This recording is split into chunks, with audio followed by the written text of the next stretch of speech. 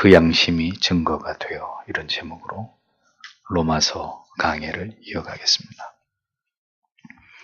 사도 바울은 먼저 복음 밖에 있었던 자연인들의 타락하고 폐역한 모습을 적나라하게 고발하고, 이어 하나님 안에 있다고 하면서도 하나님의 뜻 밖에서 하나님을 모르는 자들과 방불한 삶을 살아가던 유대인들을 향해서 더욱 나를 세운 비판을 가하고 있는 것을 볼 수 있었습니다. 하나님을 모르는 이교도들이나 누구보다 하나님을 잘 안다고 생각했던 유대인들 모두가 하나님의 관점에서 보실 때는 하나님을 멸시하는 참남한 죄인들일 뿐이었습니다.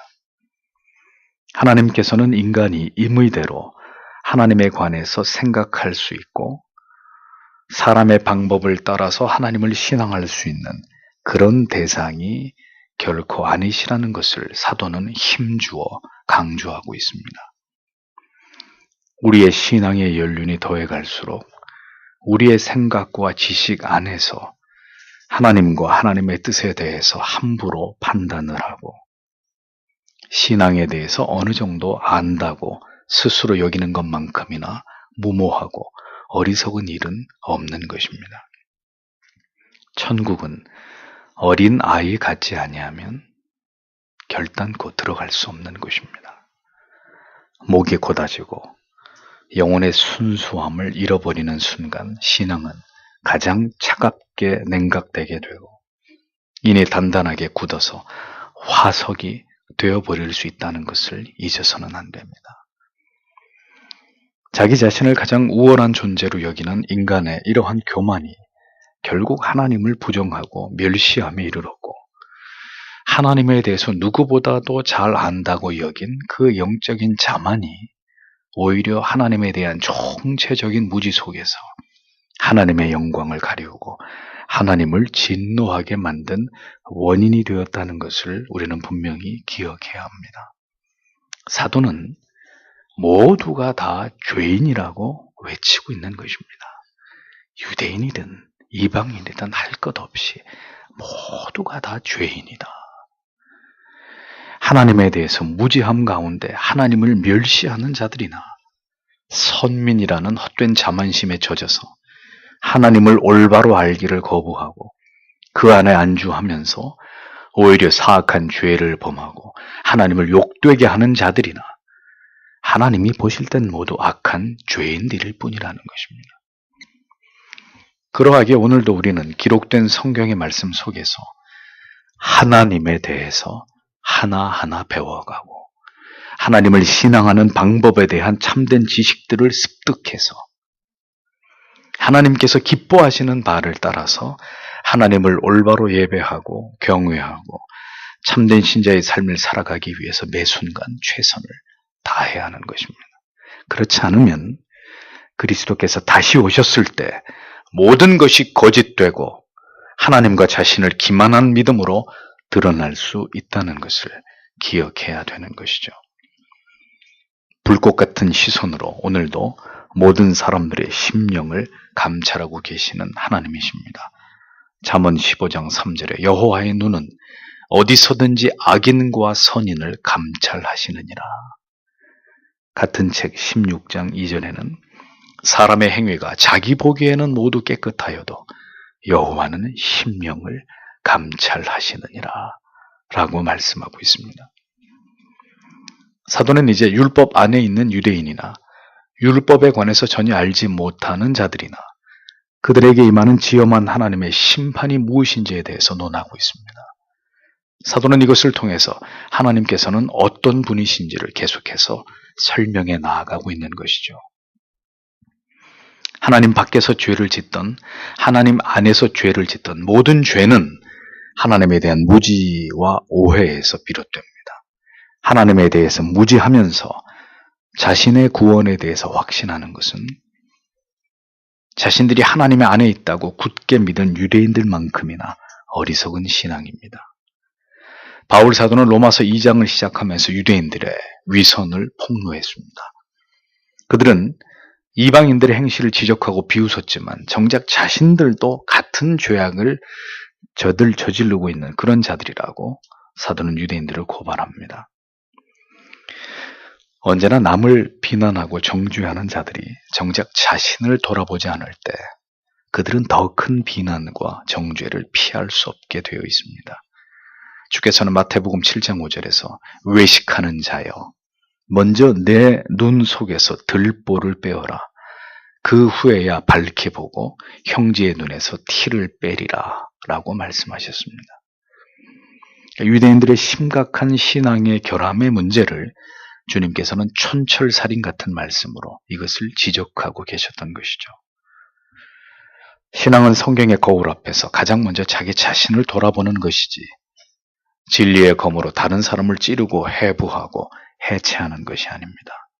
성경은 유대인이나 이방인이나 하나님께서 보실 때는 오직 하나님의 율법을 따라 행하는 믿음이 중요할 뿐임을 강조하시면서 그 외에는 무엇으로도 하나님께서는 인간을 차별하시는 분이 아니라고 못 받고 있습니다.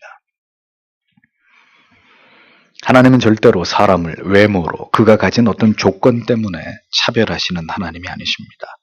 차별, 비교, 편견 이런 것들은 피조물들끼리의 얘기입니다. 하나님이 이 세상의 모든 것을 지으셨습니다. 모든 인간을 하나님이 창조하셨습니다. 그런데 하나님께서 친히 창조하신 피조물들을 어떤 조건 때문에 창조주께서 차별하시겠습니까? 그러면 하나님께서 스스로 모순과 자기의 오류를 인정하시는 것밖에 되지 않는 거죠. 그러하기에 하나님께서는 결코 인간이 가진 어떤 외적인 조건을 따라서 절대로 차별하는 신이 아니십니다. 사람의 외모나 그가 가진 어떤 조건이나 환경, 그것은 우리의 영혼을 결정짓는데 절대로 중요한 문제가 될 수 없다는 것을 우리는 깊이 염두할 필요가 있는 것이죠. 자, 그런데 여기서 한 가지, 사람을 차별하시지 않는 하나님에 대한 반박의 논리가 나올 수 있습니다. 하나님께서는 어떤 차별도 두지 않으시고 모든 사람들을 행한 대로 심판하신다고 말씀하시면서 그럼 왜 유대인들에게만 율법을 주신 것이냐? 인간이 무엇을 행해야 되는지 혹은 행하지 말아야 되는지 그것은 율법을 받은 유대인들만 알 뿐이지 율법을 받지 않은 이방인들은 어떻게 그것을 할 수 있느냐라고 충분히 반문을 할 수 있는 것이죠. 바로 이러한 있을 수 있는 이의제기에 대해서 바울 사도의 답변이 12절에서부터 이어지고 있는 것입니다. 12절에서 13절을 보십시오. 율법이 없는 죄 지은 사람들은 누구든지 율법 없이 망하며 율법이 있고 죄 지은 사람들은 누구든지 율법대로 심판을 받을 것입니다. 왜냐하면 하나님 앞에서는 율법을 듣는 사람이 의인이 아니라 오직 율법을 행하는 사람이 의롭다 하심을 받을 것이기 때문입니다. 이렇게 적고 있습니다. 세상 사람들이 기독교에 대해서 갖는 가장 많은 불만 중에 하나는 성경을 아예 볼 수 없던 시대에 태어난 사람들, 즉 기독교가 들어오기 전에 이 세상에 살았던 사람들은 그럼 어떻게 구원을 받느냐 하는 문제입니다. 이건 너무 불공정하고 불공평한 것이 아니냐라고 종종 이의를 제기하죠. 바울의 대답은 이것입니다. 율법을 하나님께 받았던 사람들은 반드시 그 율법으로 심판을 받을 것이고 율법 없이 죄를 지은 사람은 율법이 없는 가운데서 심판을 받게 될 것이니 율법을 받았다는 이유만으로 결코 하나님의 심판에서 제외되는 것이 절대로 아니다라는 게 성경의 대답입니다. 하나님의 심판은 율법이 있는 시대에 태어난 사람이든 율법이 없는 시대에 태어난 사람이든 똑같이 차별 없이 이루어진다는 말이죠. 적어도 성경을 볼 수 없었던 시대에 태어난 사람은 기독교가 전해지기 전에 이 땅에 살았던 사람들은 성경의 율법 때문에 심판을 받아서 망하지는 않는다는 말입니다. 그러나 성경을 볼 수 있고 기독교가 전파된 이후에 이 세상에 태어난 사람들은 성경을 거부하고 믿음을 거부한 것에 대해서 율법의 근거에서 심판을 받게 된다고 성경은 말씀합니다. 그들은 분명히 복음을 믿을 기회가 있었음에도 믿지 않았기 때문입니다. 이어지는 13절에 바울은 율법을 듣지도 못한 사람이 심판을 받아서 멸망을 하게 된다면 이것은 율법을 듣지 못해서가 아니라고 말합니다. 모세의 율법을 듣지 못한 것으로, 즉 성경을 볼 수 없고 기독교를 믿을 수 없었던 시대에 태어난 이유 때문에 누구도 심판을 받지 않는다는 거예요. 또 율법을 들었다고 해서 모두 구원받는 것도 아니라고 이어 사도는 못을 박습니다. 즉 복음이 전해진 시대, 그래서 단지 교회를 다녔다고 해서 구원을 받는 것도 아니라고 성경은 명확하게 선언하고 있다는 것입니다. 율법을 듣는 자, 성경에 대해서, 기독교에 대해서 알고 있는 사람이 구원을 받는 것이 아니라 그 율법을 행하는 자라야 의롭다함을 얻게 된다고 성경은 분명히 적시하고 있습니다. 모세의 율법을 받고 그 율법을 듣고 아는 것으로 심판을 피할 수 있다고 믿었다면 그것은 유대인들의 오산이라는 거예요. 착각이라는 거죠. 주께서는 마태복음 7장 21절에서 나더러 주여 주여 하는 자마다 천국에 다 들어갈 것이 아니요 다만 하늘에 계신 내 아버지의 뜻대로 행하는 자라야 들어가리라고 분명히 말씀했습니다.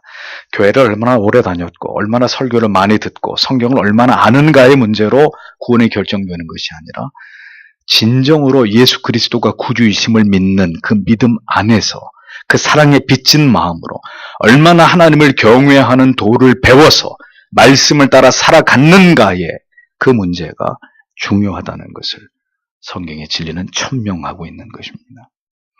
그 행함이 있는 삶이, 그 성화적 아름다운 열매가 있는 삶이 참된 구원을 증명해주는 열쇠가 될 것이라고 성경은 말씀하고 있는 것이죠. 율법을 행함으로 구원을 받는 것이 절대로 아닙니다. 왜냐하면 율법의 준수는 불가능한 것이기 때문에 이것을 통해서 의를 얻을 수 있는 사람은 아무도 없기 때문입니다. 그런데 왜 율법을 지켜 행하지 않는 자는 의롭다 하심을 얻지 못한다라고 그러면 말씀을 하고 있는 것일까요? 의롭다 하심을 받는 근거가 율법을 행하는 것이라고, 율법을 행하는 것에 있다고 성경은 어디에서도 말씀하고 있지 않습니다. 다만 율법을 행하는 자라야 의롭다함을 얻는다 이렇게 말씀하고 있을 뿐이죠. 그러면 이 두 말의 차이가, 그 차이가 무엇입니까?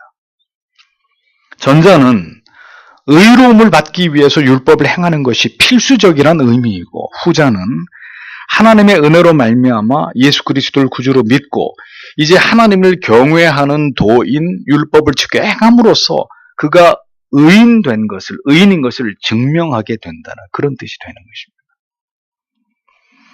하나님에 대해서 모르고 성경의 모든 진리에 대해서도 그 깊은 의미도 모르지만 그저 교회에서 열심히 지키라는 것만을 열심히 지키는 것으로 구원을 받으려는, 혹은 자기들이 믿고 있는 지식에만 근거해서 심판을 면할 수 있을 것이라는 그런 믿음, 어찌됐든 주일마다 교회 열심히 다녔으니 당연히 구원을 받을 것이라는 이런 미신, 이런 것들이 모두 어떤 부분에 있어서 우리도 모르게 우리가 습관처럼 따르고 있는 율법주의에 찌든 행위 구원이 될 수도 있다는 것입니다. 율법을 행하는 자라야 의롭다 하심을 얻는다는 의미는 언제나 그 사람의 영혼의 칭의의 은총이, 십자가의 구속의 은혜가 작용하고 있어서 자발적으로 율법을 지켜 행함이 그 삶 속에 나타나게 되는 것이고, 그렇지 않았을 때 영혼이 즉각 괴로움과 가책을 느낌으로써 즉시 회개의 자리로 나아가는 믿음을 뜻하는 것입니다. 그리스도로 말미암은 칭의를 굳게 믿는 자들의 삶 속에서 드러나는 가장 뚜렷한 특징은 언제나 자신의 죄의 문제를 돌아보면서 참회의 자리로 나아감에 있어서 신속하다는 점입니다. 간음의 죄를 범하고 살인을 교사한 다윗이었지만 그가 자신의 죄를 깨달았을 때 보여준 행동은 무엇이었습니까? 심한 죄책감에 시달리고 그래서 방황하고 하나님을 멀리함이었습니까? 아닙니다. 그는 즉시 회개의 자리로 나아갔습니다. 예수 그리스도의 대속을 믿는 자도 죄를 짓고, 이를 믿지 않거나 이 사실에 관해서 아직 불확실한 믿음을 가진 사람도 죄를 짓습니다. 그런데 차이는 무엇입니까? 그리스도의 대속을 믿는 자는 범죄한 이후에 신속하게 그 죄를 깨닫게 되었을 때 회개의 자리로 나아가서 주의 자비와 긍휼을 구하면서 진실된 회개에 매달립니다. 그러나 구주의 대속하심을 불신하는 자는 죄책감과 좌절 속에 무너지거나 아니면 양심의 모든 가책들을 다 외면해버립니다. 바로 그 점에서 그가 하나님의 사람인지 아닌지가 구별되는 것입니다. 그리스도를 믿는다는 것은 그의 속죄를, 그의 대속하심을, 나의 모든 죄를 그분이 속죄하시고 대속하셨다는 것을 믿는 것입니다. 그래서 나의 죄의 문제가 예수 그리스도 안에서 모두 해결되었다는 것을 믿는 것입니다. 그런데 우리의 믿음이 이 그리스도의 대속하심에 견고하게 기인하지 않기 때문에 흔들리고 좌절하고 낙심하고 절망에 빠져서 방황하게 되는 일들이 일어나는 것입니다. 그렇게 죄의 문제를 진실된 회개를 통해서 속죄하고 또다시 일어서서 하나님을 경외하는 도를 지켜 행하려 노력함으로 율법을 지켜 사랑하는 삶을 살아가는 것이 그것이 거듭난 성도의 삶이란 말이죠. 성경은 그것을 의롭다고 말씀하고 있는 것입니다. 그것이 율법을 지킴으로 의롭다 하심을 얻는다는 정확한 성경의 의미이고 설명인 것이죠. 유대인들의 율법주의 속에는 하나님에 대한 올바른 지식도 깨달음도 부재했습니다. 그러니 여러분, 지식 없는 사랑이 가능합니까? 지식 없는 사랑이 진실될 수 있을까요? 그러니 그들의 하나님을 향한 사랑은 모두 자기 방식을 따르는 차가운 형식적인 일방적인 사랑과 경외였을 뿐이었던 것입니다. 그들의 모든 하나님을 향한 영혼 없는 경외는 모두 하나님에 의해서 거절됐고 하나님이 혐오하시는 것들이 될 수밖에 없었던 것입니다. 그들은 자신들이 하나님께로부터 율법을 받았고 택함을 입은 선민이라는 사실만으로 자동적으로 구원에 이르고 심판에 이르지 않을 것이라고 믿었습니다.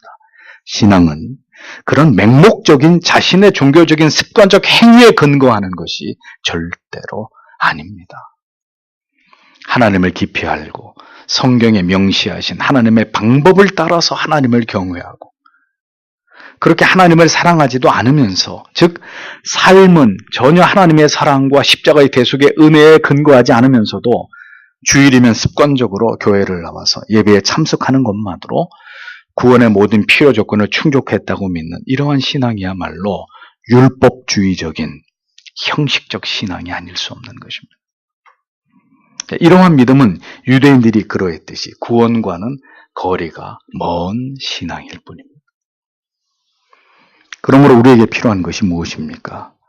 율법을 지키는 삶이 타락한 인간의 의지로는 결코 행할 수 없고 오직 예수 그리스도의 십자가의 그 사랑과 나의 모든 죄를 대속하신 은혜를 깊이 체험하는 것에서 율법을 지켜 살아갈 거룩한 동기가 끊임없이 우리에게 주어진다는 것을 우리가 깨달아서 먼저는 우리의 모든 죄를 대속하신 예수 그리스도를 깊이 만나고 죄 사함을 확신하게 되는 것이 신앙에서 가장 우선되어야 한다는 겁니다. 그것이 이루어지지 않은 채로 계속 율법에 대한 말씀을 들으니까 숨통이 조여오는 거예요. 끊임없이 자기 자신에게 절망하게 되는 것입니다. 그 은혜 때문에 하나님을 기쁘시게 하는 삶을 살아가기 위해 힘쓰는 것이고 그 은혜 때문에 그렇게 살아가던 성도의 삶에 또다시 죄를 짓게 되는 일이 생기더라도 그 십자가에 대속하신 은혜 때문에 주 앞으로 나아가서 죄를 회개하게 되는 이러한 신앙이 진정으로 율법에 얽매인 신앙이 아닌 예수 그리스도 십자가 아래서 참된 자유를 얻은 건강한 영혼의 모습이라는 것입니다. 그러므로 참된 신앙은 예수 그리스도의 십자가에서부터 시작되는 것입니다. 이것은 두말할 나위가 없습니다. 진정한 성도가 되기 위해서는 반드시 십자가에 구속하신 그 은혜와 사랑을 경험하는 일이 반드시 선행되어야 하고 따라서 구원의 예배적 단계에 있는 자들은 회심을 준비하는 그 모든 과정 속에서 계속해서 진지하고 간절함으로 그리고 겸비한 마음으로 예수 그리스도의 십자가의 은혜를 알고 경험하게 되기를 마음과 영혼 깊이 앙모함이 반드시 필요한 것입니다. 그리고 그 모든 도모는 언제나 성경을 통해서, 성경 속에서 이루어져야 한다는 것이죠. 천지가 개벽을 하더라도 성경을 듣거나 성경을 묵상하는 방법 이외에 우리의 영혼이 회심으로 구원의 감격으로 인도되는 길은 존재하지 않습니다. 결국 하나님께서 우리의 마음을 낮추시고 또 낮추어서 성경의 진리 앞으로 나아가서 그것을 보고 듣게 하실 때 그 모든 과정을 통해서 결국 그 영혼을 그 무지의 어둠 속에서 건지시는 크신 은총을 베풀어 주시는 것입니다. 여기서 오만하고 무감각한 영혼을 깨트리기 위해서 하나님이 사용하는 것이 바로 어느 날 여러분들에게 찾아오는 고난의 환경이고 궁핍이고 좌절이고 실패고 그리고 까닭 모를 두려움이고 상실이고 질병이고 누구도 나를 돌아보지 않는 고독 같은 것들이 사용되어지는 것입니다. 성도 여러분, 정확하게 이해하십시오. 은혜 없이 율법의 행위에 매달리는 것이 율법주의입니다. 성경이 말하는 율법을 행함이란 철저하게 예수 그리스도의 십자가의 그 사랑과 그 은혜에 기인하는 것입니다. 죄인을 찾아봐 주시고 그 이름을 불러주시는 그 잊을 길이 없는 은혜에 대한 감동과 감사와 감격으로 인해서 이제 나의 모든 생애를 주를 위해 살겠노라고 내 생명까지도 아낌없이 드릴 것이라는 그런 결연한 맹세와 굳은 결심이 동반되는 그것이 바로 성경이 말씀하는 믿음이라는 거죠. 율법을 행함으로 나타나고 증명되는 의롭다 하심의 결과물이라는 것입니다. 자신의 행위를, 삶을 들여다보면서 끊임없이 좌절하고 낙심하게 되는 원인은 율법만 보이고 아직 십자가의 대속하심의 그 은혜와 사랑에 눈이 떠지지 않았고 나 같은 죄인을 향한 그 눈물겨운 그리스도의 사랑에 감격해 본 적이 아직 없기 때문입니다. 그냥 하나님께서 나를 사랑해 주신다는 관념, 어렴풋한 어떤 지식의 전부일 뿐 예수 그리스도를 통한 그 대속하심의 은혜를 절절히 경험하지 않을 때 무지한 인간은 자신의 죄를 저격하는 율법에만 민감해질 수밖에 없게 되고 그 율법의 날카로운 정죄 아래서 양심의 고발 앞에서 날마다 만신창이가 되는 삶에서 벗어나기 어렵게 된다는 것입니다. 그러므로 진정한 십자가의 대속의 감격을 경험하고 온전히 이 은혜로 영적인 희열을 맛보게 하시기 위해서 성령은 우리가 생각한 것보다 더 오래 그런 비참한 자기 정죄와 자기 혐오 속에서 자기 자신에 대한 처절한 절망 속에서 한 영혼을 오래 머물게 하기도 하신다는 거죠. 그렇게 낮아진 채로 자신에 대한 모든 자존감이 소멸된 그 자리에서 그를 향한 말할 수 없이 크고도 놀라운 사랑과 예수 그리스도의 대속하신 은혜를 이제 그가 생생하게 경험하게 하심으로 그를 일순간의 환희의 자리로 끌어올리시는 그런 극적인 회심을 하나님이 허락하시기도 하시는 것이라는 것. 자신의 죄의 문제로 고뇌하는 청년들의 모습을 볼 때 목사는 심히 그들의 영혼에 대한 사랑의 마음을 느낍니다. 청년뿐만 아니라 적어도 자신의 어찌할 수 없는 죄 아래서의 그 처절한 무능의 모습으로 인해서 깊이 자기에게 절망하는 이런 신앙의 과정 속에 있는 모든 성도들의 영혼을 목사는 깊이 사랑하고 그들의 영혼을 기도로 날마다 끌어안게 됩니다. 왜냐하면 그 어느 때보다 이러한 영혼의 진통을 그가 앓고 있다는 것은 그의 영혼이 십자가의 구속의 은혜와 사랑에 상당히 근접해 있기 때문이라는 것이죠. 그 눈물겨운 십자가의 사랑을 생애적으로 대면하게 되는 순간이 그에게 지극히 다가와 있다는 것을 방증하는 것이기 때문입니다. 문제는 그러한 자기 절망도 자기 고뇌도 전혀 없는 사람들이에요. 왜 자신에게 예수가 필요한지도 전혀 알지 못하고 그것을 느끼지 못하는 사람들입니다. 오늘도 하나님의 은혜의 빛이 그 흑암 가운데 있는 영혼을 가르고 부디 찾아가 주시기만을 간절히 바랄 뿐인 것이죠. 14절을 보십시오. 율법이 없는 이방인들이 본성으로 율법의 일들을 행하면 그들은 율법이 없어도 그 자신이 자기에게 율법이 됩니다. 이렇게 기록되어 있습니다. 자, 이 구절에 대해서도 어떤 이들은 또 이렇게 반론을 제기할 것입니다. 율법이 없는데 어떻게 율법을 모르는 이들이 율법을 따라서 행할 수 있다는 말이냐. 율법의 모든 것이 명시되어 있는 유대인들에 비해서 율법을 전혀 모르는 자들은 훨씬 불리할 수밖에 없지 않느냐. 이렇게 생각할 수 있을 것입니다. 사도는 이에 대해서 율법이 없다 하더라도 하나님을 모르는 이방인들은 본성적으로 율법의 일들을 행할 수 있다 이렇게 말합니다. 율법이 없어도 자기가 자기 자신에게 율법이 된다고 이렇게 설명합니다. 이게 무슨 뜻입니까? 모든 사람에게는 하나님께서 그 마음에 새겨두신 마음의 법, 도덕성이 있다는 거예요. 바울은 여기서 인간 본성에 대한 중요한 정보를 우리에게 제시해 주죠. 율법이 없는 이방인들, 하나님의 말씀을 들어본 적도 없는 사람들이라 할지라도 하나님께서는 그 보편적인 인간들의 마음속에 모든 인간이 기본적으로 지켜야 될 도덕과 윤리의 법을 새겨놨다는 거예요.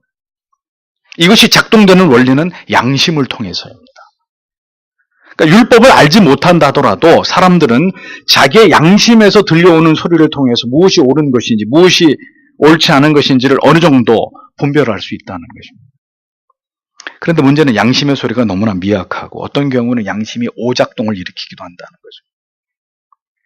시대 정신이 계속 바뀌고 있고 전에는 양심의 가책으로 여겨지던 일들이 인간들에 의해서 합법화, 제도화되면서 전혀 죄책감을 가질 이유가 없는 문제로 둔갑하기도 하기 때문에 양심의 소리가 100% 정답이라고 말할 수는 없습니다. 그러나 중요한 것은 이렇게 선과 악, 의와 불의에 대해서 어느 정도 양심적으로 그것을 판단할 능력을 인간이 가졌다는 점입니다.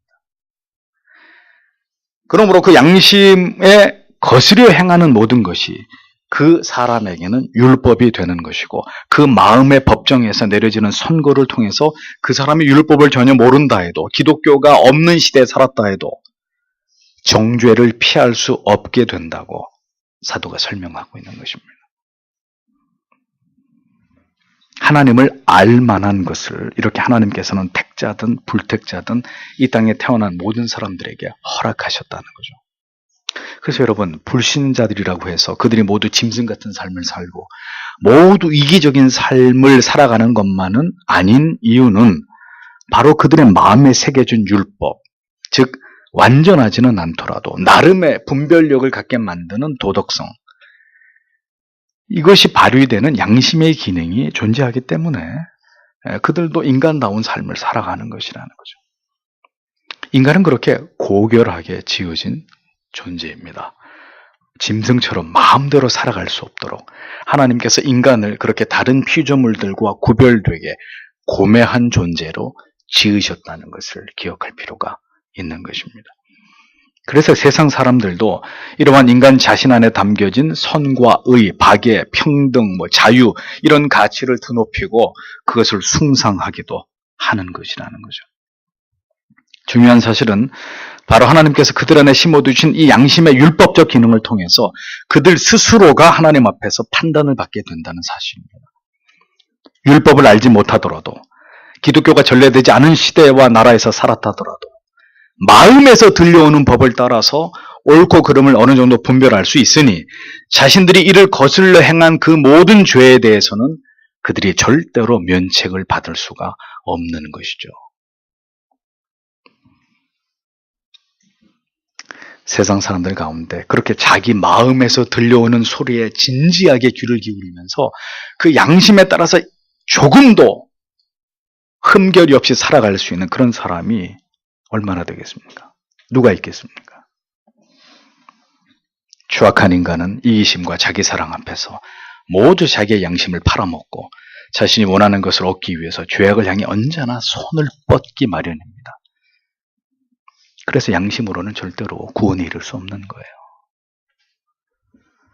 보편적인 자연인들의 양심의 기능에 대해서 사도는 더 자세하게 설명합니다. 15절에 이런 사람들은 그들의 양심이 증언할 뿐 아니라 그들의 생각들이 엇갈려서 서로 고발하기도 하고 변호하기도 하면서 그들의 마음속에 기록된 율법의 행위를 나타내 보여줍니다. 이렇게 적고 있습니다. 양심의 소리는 하나님의 소리다. 유대인들의 장로들의 유전인 탈무드에는 이런 말이 기록되어 있습니다. 하나님을 알지 못하고 성경을 볼 수 없는 시대, 기독교가 전해지지 않은 시대 사람들에게도 뭐가 존재했죠? 양심이 존재했단 말이에요. 그 양심의 법정에서 들려오는 선고를 피할 수 없이 모든 인류는 이 땅에서 자신들에게 주어진 삶을 살았단 말입니다. 그러나 다시 말씀드리지만 양심은 강력한 구속력이 없습니다. 언제나 가볍게 묵살될 수 있고 언제나 간단하게 양심의 재갈을 물려버리고 그렇게 담대하게 죄를 지을 수 있는 것이 불신자들의 양심의 작용의 그 한계란 말이죠. 그 정도의 가치에 지나지 않는 것이죠. 중요한 것은 그렇다 하더라도 양심의 기능이 인간의 내면에 있어서 그것이 끊임없이 어떠한 사안에 대해서 판단과 결정을 내리고자 할 때 인간의 내면에서는 어떤 그 사안에 대해서 인간의 양심이 도덕성의 가부, 어떤 윤리적 적법성의 여부에 관해서 계속해서 우리 안에서 우리의 양심이 마음이 논의하고 이것에 대해서 도모하고 때로는 반대하고 저항하면서 깊이 이 문제들을 심의하고 고뇌하는 과정을 통과하게 된다는 거예요. 불신자들의 마음 속에서도 양심이 그렇게 한다는 거죠. 하나님을 모르는 자들이라 할지라도 하나님이 그렇게 양심의 기능을 만들어 놓으심으로 곧 그 양심의 율법적 기능이 담겨서 그것이 인간들 속에서 작동하도록 하나님이 그렇게 만들어 놓으셨다는 거예요. 그래서 인류가 이제까지 보편적 선과 도덕과 윤리를 지켜올 수 있었던 것입니다. 그나마 양심의 기능이 있었기 때문에. 그러나 앞에서 말씀드린 대로 그 양심의 기능은 불완전하고 가변적이고 인간의 구원의 문제까지는 관여하지 못한다는 한계를 가지고 있다는 거죠. 양심은 양심의 작용에서 그칠 뿐입니다. 그렇게 율법을 대신해서 인간다움의 최소한의 마지노선을 지키게 하는 그런 방편이 될 뿐이라는 이야기죠. 그래서 양심을 따라 살아가는 것조차도 상식을 지키면서 살아가는 것조차도 전적으로 타락하고 무능한 인간에게는 절대로 쉬운 일이 아니고 그러하게 양심의 기능이 있음에도 불구하고 세상은 하나님의 뜻에서부터 점점 더 멀어지는 길을 선택해서 돌아올 수 없는 길을 가고 있는 것을 우리가 지금 보고 있지 않습니까?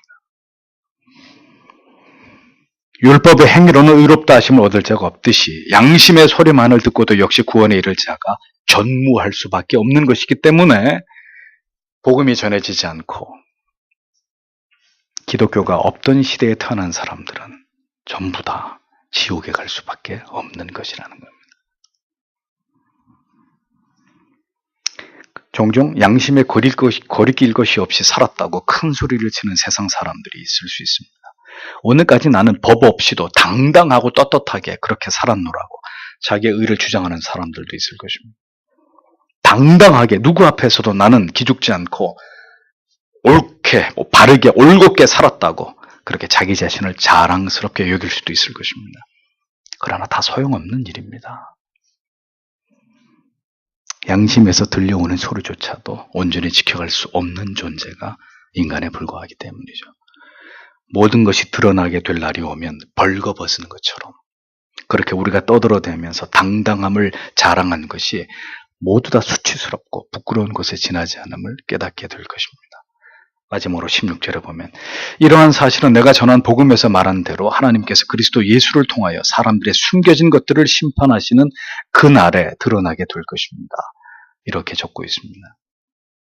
결국 하나님께서는 모든 사람들의 숨겨진 것들, 그들이 자기의 생각과 뜻대로 살아온 그 모든 죄악들에 대해서 사도가 복음을 통해서 말한 대로 예수 그리스도의 재림을 통해서 그것이 모두 다 백일천하에 드러나고 심판을 받게 될 것이라고 사도는 똑똑히 그것을 이야기합니다. 그러니까 모든 사람들이 하나님 앞에서 자기를 변호해야 되는 날이 온다는 거예요. 어떻게 믿었던, 어떤 신앙을 고집했던, 어떤 성도의 삶을 살았건 간에 우리의 의가 되시는 예수 그리스도에 대한 믿음만이 하나님께서 인정해 주시는, 하나님이 받아주시는 유일한 것이 될 것입니다. 그 외의 모든 믿음들은 다 하나님이 인정하시지 않는, 그래서 결코 구원에 이를 수 없는 믿음이 될 수밖에 없을 것입니다. 결국 우리의 모든 믿음과 삶이 심판의 주로 오시는 그리스도 앞에서 다 밝혀지게 될 날이 옵니다. 그리스도께서 인정하시는 그 믿음으로 살기 위해서 주께서 이 세상에 다시 오시기까지 부단히 예수 그리스도의 은혜를 구하고 진리 속에서 더 예수 그리스도의 십자가에 대속하신 사랑을 알기 원했던 그런 자들을 주님은 이 땅에 다시 오실 때 한눈에 그들을 알아보실 것입니다. 네가 진짜로구나. 네가 참된 성도로구나. 이 교회가 진정한 복음 위에 세워졌던 교회였구나. 주님은 금방 알아보실 것입니다. 재림의 주로 다시 오시는 주를 반갑고 기쁘게 맞이할 자들은 오늘도 진리 안에서 그리스도를 알고 사랑하고 그분을 닮기 위해서 가장 치열한 삶을 살았던 자들입니다. 언제나 주께로부터 공급되고 부어지는 그 은혜를 앙모하면서 그렇게 그리스도만을 간절히 열망했던 모든 자들이 그날에 그 빛나는 믿음에 걸맞는 영광을 누리게 될 것입니다. 신앙에서 예수 그리스도는 전부입니다.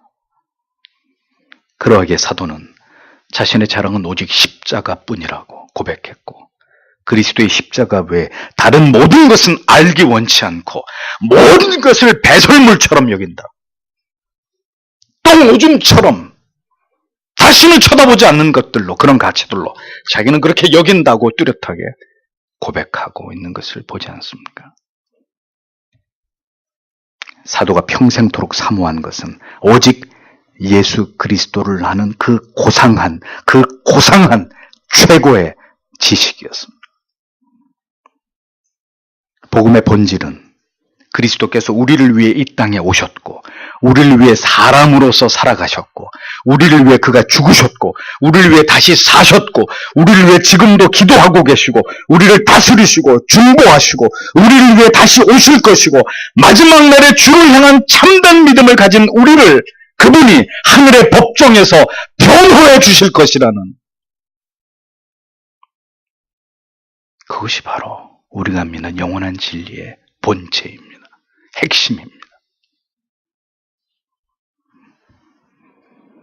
오직 예수 그리스도에 대한 확신만이 영원한 생명의 열쇠입니다. 모든 불확실한 우리 자아에서 비롯된 것들은 결국 다 거짓됨이 드러나게 될 것입니다. 영원한 소망을 바라보지 않는 믿음, 하나님과 이웃에 대한 올바른 사랑의 대의를 드러내지 않는 믿음, 순종을 낳지 않는 믿음, 여전히 자기 사랑 안에 갇혀서 자기와 세상을 사랑하고 있는 믿음은 구원에 이르는 믿음이 아닙니다. 오늘도 우리의 모든 죄를 용서하시고 우리로 하여금 하나님의 뜻대로 살아가도록 날마다 다시 우리를 일으켜 세우셔서 십자가의 도를 따라서 순종의 길을 가게 하시는 하나님의 은총이 오늘도 우리에게 임하여 주시기를 우리는 기도하기 원합니다.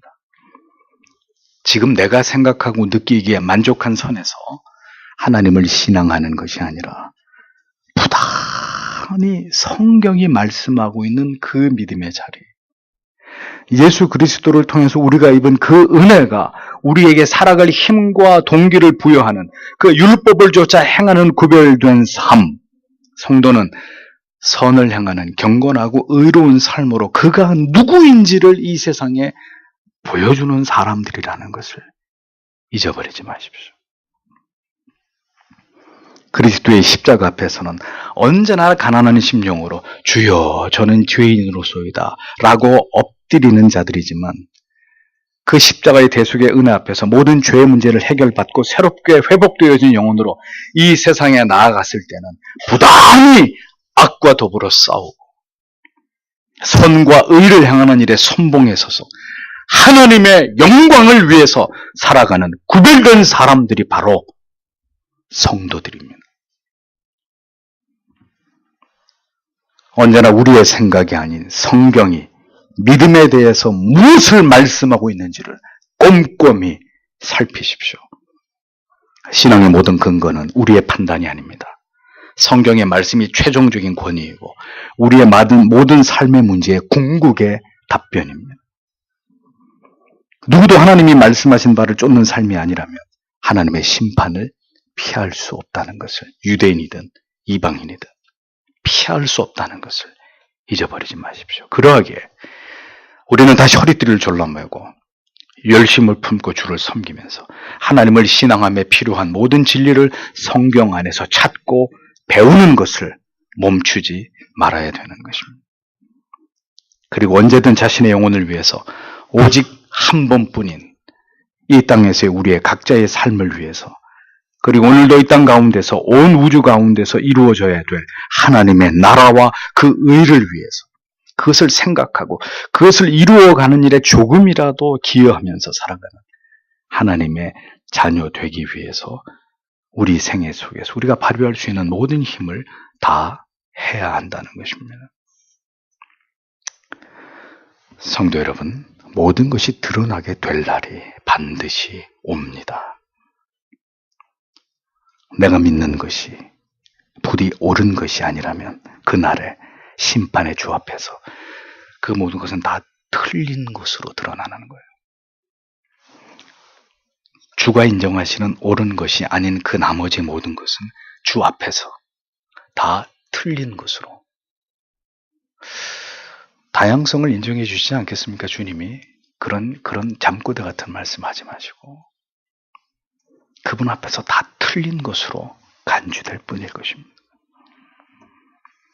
그 두려움을 아신다면 부디 오늘도 주께서 이 무지하고 목매한 자들을 향한 참된 신앙의 길로 인도해 주시기를, 어린아이 같은 순전함으로 결코 영혼의 묻은 때를 방치하지 않고 그렇게 믿음의 바른 길을 갈 수 있도록 주님이 우리를 긍휼히 여겨주시고 날마다 우리를 가르치고 지도하고 우리를 그 길로 인도해 주시기를 주 앞에 기도하셔야 될 것입니다. 우리의 강박한 마음을 모두 녹여주시고 다시금 주님 앞에 엎드려서 긍휼과 자비를 구하면서 우리에게 은혜를 베풀어 주시기만을 간절히 소원하는 겸비한 그리스도인의 삶을 살아가야 될 것입니다. 후히 주시고 꾸짖지 않으시는 하나님의 지혜가, 그 무한하신 은혜가 오늘도 구하는, 그 가치를 구하는 모든 자들에게 함께 해 주신다는 것을 잊어버리지 마시고 오늘도 주신 말씀을 기억하면서 주의 은혜가 우리 모두에게 함께하여 주시기를 다 함께 기도드리겠습니다. 기도하겠습니다.